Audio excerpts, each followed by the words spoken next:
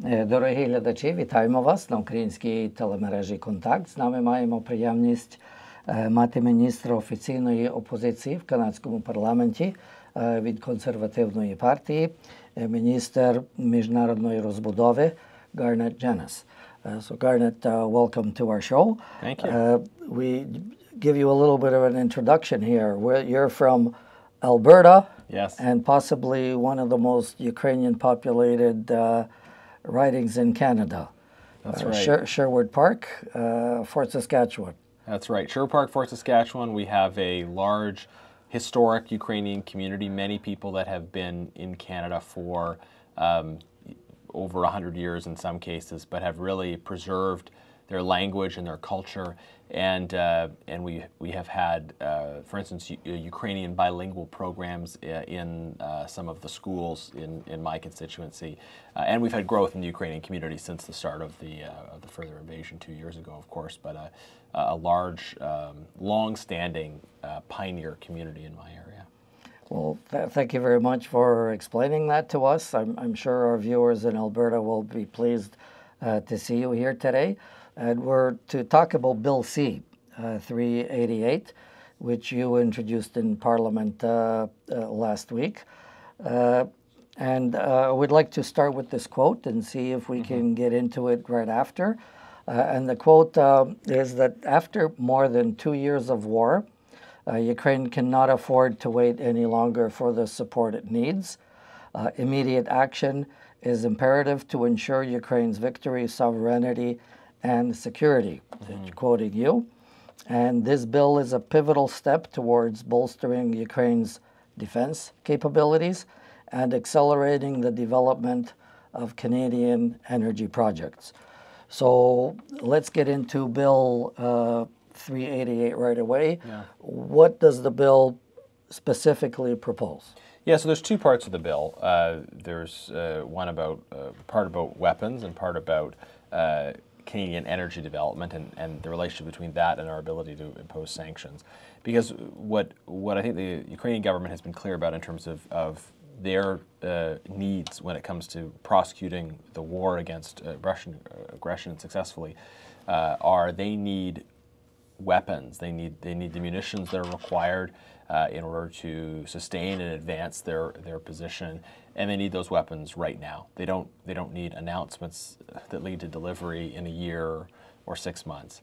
And we've seen too much of that from Western capitals. I think the language of solidarity, but an absence of urgency. And we've seen that particularly from the Trudeau government that has made a lot of announcements, but there have been big gaps in terms of delivering on those announcements.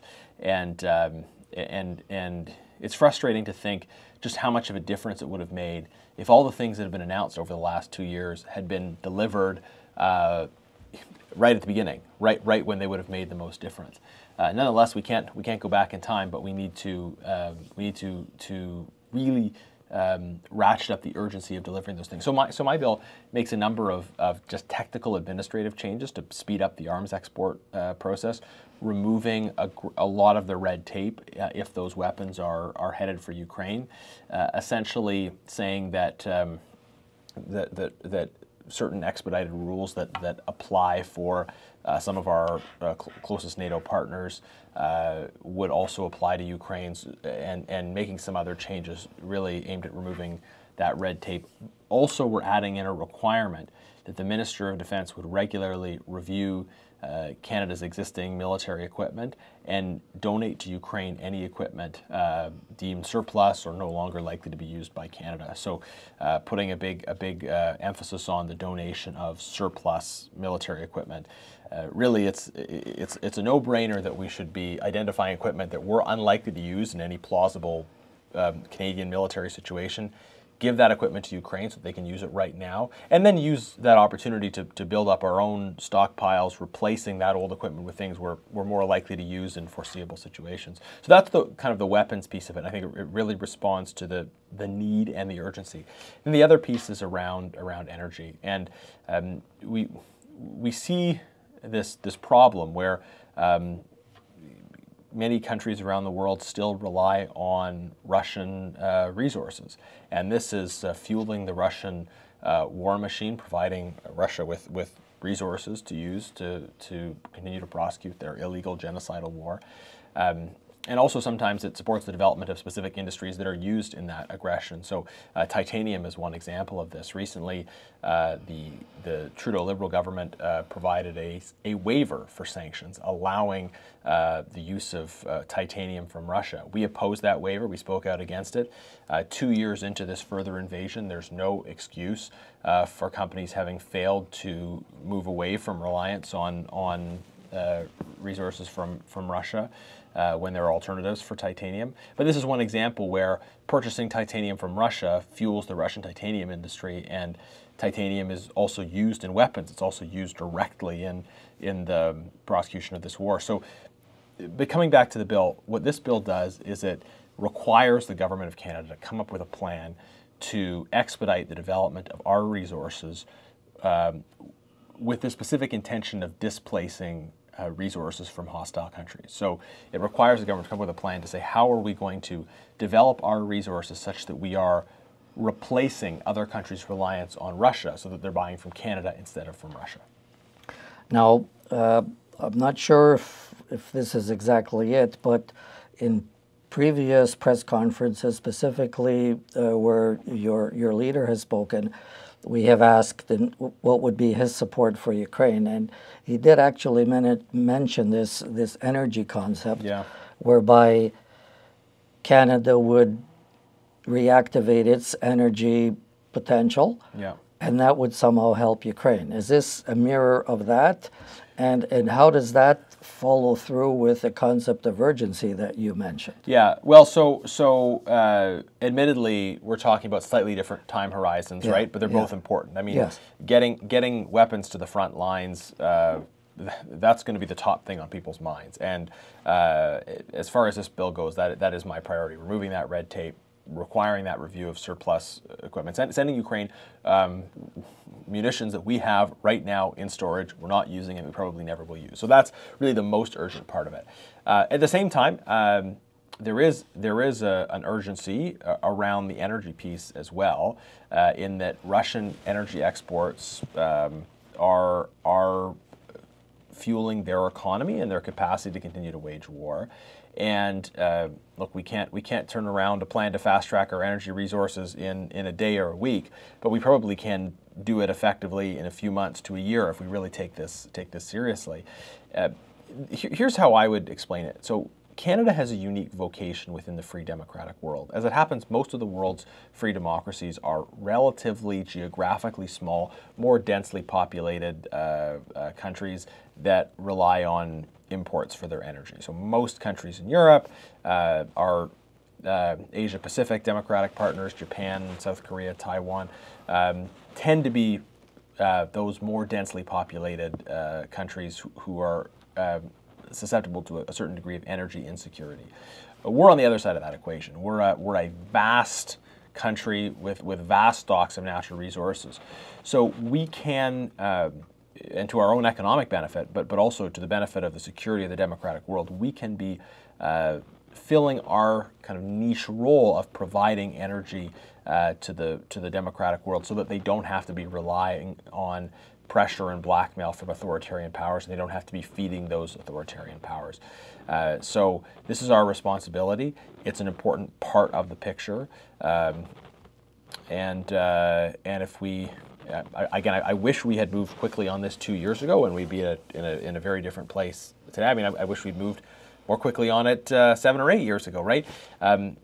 Because this was always going to be an issue, energy security for democracies. But this bill requires the government to come up with a plan to expedite our energy projects with a specific eye on how to displace commodities coming from authoritarian, aggressive powers like Russia.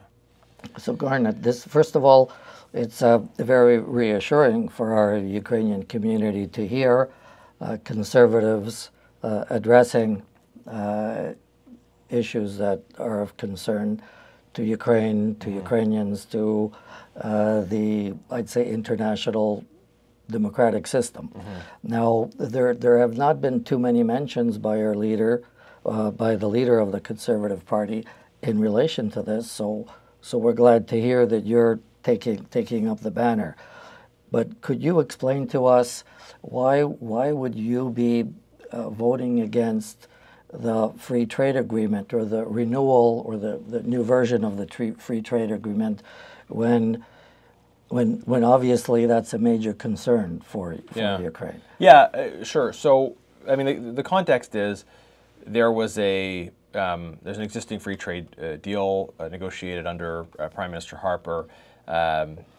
And last time Conservatives were in power, so much was done to support Ukraine. And I think that anticipated this escalating problem of Russian aggression. Of course, Russian aggression started back in 2014. So the Liberals put forward an updated version of the trade deal. And it became contentious because the updated version of the trade deal did have language in it that called for both parties to be involved in supporting carbon pricing and ways of preventing carbon leakage. And I think when you see a trade deal, you need to look at the substance of the deal. It's not, if it's a trade deal between Canada and the U.S., it's not good enough to say we like Canada, we like the U.S., therefore we support the deal. You have to look at the substance of the deal. Is it a deal that aligns with the promotion of a free economy and limited government regulation, or is it a deal that has some of these other things built into it? And our party's been clear in our position about the carbon tax. We don't support the carbon tax. Axing the tax on Canadians is a key priority for us. So difficult for us to endorse a trade deal that has language in it around that. That said, I mean, the challenge here was that there was a lot of misinformation coming from the Liberals about trying to attach a grand symbolic meaning around this. We support Ukraine. We support free trade with Ukraine. We negotiated the first free trade deal with Ukraine. And if Conservatives were in power, I suspect that a very short conversation with the Ukrainian government would lead to fixing some of that language that we had concerns about. At the end of the day, if there was any risk of this deal not passing, then likely there would have been agreement to amend it. But I mean, I think the government was trying to politicize the issue in an unhelpful way. My other concern is that I think reasonable people can disagree about the trade deal either way, but it did become a little bit of a distraction from the core issues of timely delivery of weapons, and I think I would encourage the community, and what we're doing in opposition is working to hold the government accountable to deliver on that urgent delivery of weapons. That's what is going to be core to Ukrainian victory. Yeah, you can have reasonable debates in the extra time that's available about the nitty-gritty of some of these trade provisions, but the delivery of weapons is 1, 2, and 3 on the list, I think, for what Ukraine needs to win this war, and that's what the Ukrainian government has communicated, and we continue to have these sanctions waivers from the government, and they've really tried to push this discussion of the free trade deal. Meanwhile, more sanctions waivers, again, that really speak to what's important is having consistent application of sanctions. Well, thank you very much for being with us, and I would like to reiterate. You mentioned Prime Minister Harper. And indeed, our Ukrainian community is used to the Conservative Party supporting Ukraine. Incidentally, Mr. Harper, when those little green men came into Crimea 10 years ago, Prime Minister Harper was the first to call us actually and asked us to be on our show to demonstrate intense aversion and dismay with that. So we really do hope that the Conservative Party continues with that kind of support for Ukraine. And I'll just say, nothing has changed. I mean, most of the discussion and debate we're having in Canada right now is about domestic issues because a lot of people are hurting. And so, yeah, we're talking a lot about our plan to strengthen our country domestically. But our strong commitment to principled foreign policy in defense of like-minded democracies like Ukraine is 110% aligned with that historic conservative legacy. And strengthening Canada at home will allow us to be more confident on the world stage. the real problem with this Liberal government is they have successfully wrapped themselves in the language of solidarity, but there's been a failure to deliver. It's been A for announcement and F for follow through, and I think the history of our party in power is that we follow through on our commitments. That when we say we're going to do something, we do it. Okay. Well, thank you very much. Thank you. Garnett, Genuis, thank you for being with us. Дорогі глядачі, це була розмова із паном Гарнет Genuis, який є офіційний міністр опозиції консервативної партії в канадському парламенті в справах міжнародної розбудови. So thank you very much. Thank you. And thank you for being with us. My pleasure.